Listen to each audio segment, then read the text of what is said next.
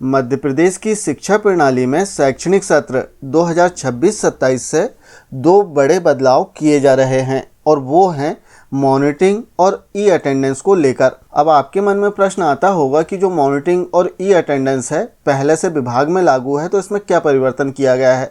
तो जी हाँ, इसमें परिवर्तन हो रहा है। इसकी जो कार्यप्रणाली है इसमें परिवर्तन किया गया है। मॉनिटरिंग पूर्व में भी हम मॉनिटरिंग ऐप जो शिक्षा एमपी ऐप है इसके माध्यम से करते हुए आए हैं और इसके लिए हमारा लक्ष्य निर्धारित होता था। लक्ष्य की यदि हम बात करें तो जनशिक्षा केंद्र स्तर पर 15 शालाओं की मॉनिटरिंग करना होता है, विकासखंड स्तर पर 12 शालाएँ और जिला स्तर पर कम से कम 10 शालाओं की मॉनिटरिंग जो शिक्षा एमपी ऐप है इसके माध्यम से हम करते हैं। लेकिन इसमें क्या परिवर्तन हुआ है इसे हम समझते हैं।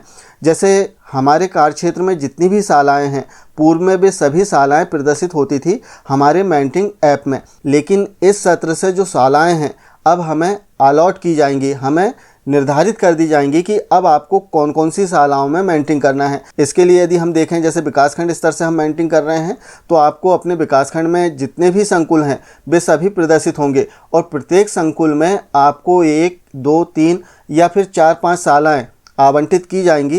केवल इन्हीं शालाओं में अब आपको मुख्य रूप से मॉनिटरिंग करना होगा। जैसे आप देख सकते हैं जितनी शालाएं इसमें आपको आवंटित हुई हैं उन सभी शालाओं के नाम नीचे आ जाएंगे। पहले ऐसा नहीं था। पहले जो था कि विकासखंड में जितने भी संकुल हैं उन सभी संकुलों की सभी शालाएं प्रदर्शित होती थी और आप फील्ड में गए तो जो भी शाला में आप पहुंचे हैं उस शाला की आप मॉनिटरिंग कर सकते हैं शिक्षा एमपी ऐप में। पूर्व में ऐसा होता था, लेकिन इस सत्र से अब आपको शालाएं आवंटित की जा रही हैं। शालाएं जो इसमें प्रदर्शित होंगी उन शालाओं की आपको मुख्य रूप से मॉनिटरिंग करना ही होगा। जैसे जिला स्तर की यदि हम बात करें तो जिला स्तर पर भी जो मॉनिटरिंग ऐप है इसमें शालाएं आवंटित की गई हैं। इसमें आप विकासखंड सेलेक्ट करके देख सकते हैं कि आपको किस विकासखंड की किन किन शालाओं में मॉनिटरिंग करना है। तो इस प्रकार से जो मॉनिटरिंग ऐप है, जो मॉनिटरिंग है हमारी, इसमें शैक्षणिक सत्र 2026-27 में परिवर्तन किया गया है। अब आप अपने मन से किसी भी शाला की मॉनिटरिंग नहीं कर सकते। आप ऐसी ऑफलाइन मॉनिटरिंग ज़रूर कर सकते हैं, लेकिन ऑनलाइन जो आपका शिक्षा एमपी ऐप है इसमें आपको जो आवंटित शालाएं हैं कम से कम इन शालाओं की मॉनिटरिंग करना अनिवार्य होगा। तो इस प्रकार से यदि हम देखें तो जो पहला परिवर्तन हुआ है मॉनिटरिंग के संबंध में हुआ है। इसका मुख्य उद्देश्य है कि प्रदेश में जितनी भी शालाएं हैं उन सभी शालाओं की प्रति माह मॉनिटरिंग हो जाए, जबकि पहले यदि हम देखें तो कुछ शालाएं प्रति माह छूट जाती थी मॉनिटरिंग से।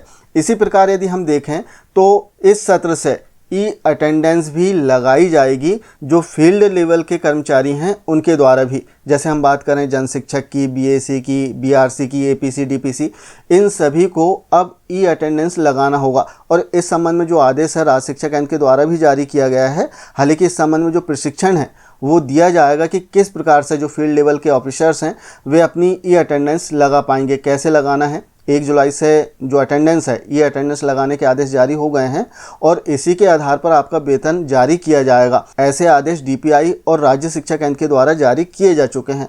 तो 1 जुलाई से जो फील्ड लेवल के कर्मचारी हैं, अधिकारी हैं, उन्हें भी अपनी ई अटेंडेंस लगाना होगा हमारे शिक्षक ऐप के माध्यम से।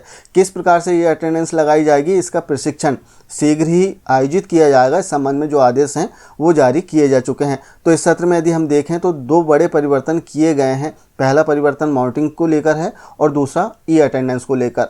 तो आशा है जानकारी आपको अच्छी लगी होगी। मिलते हैं कुछ इसी प्रकार की जानकारियों के साथ में नेक्स्ट वीडियो में। तब तक के लिए जय हिंद।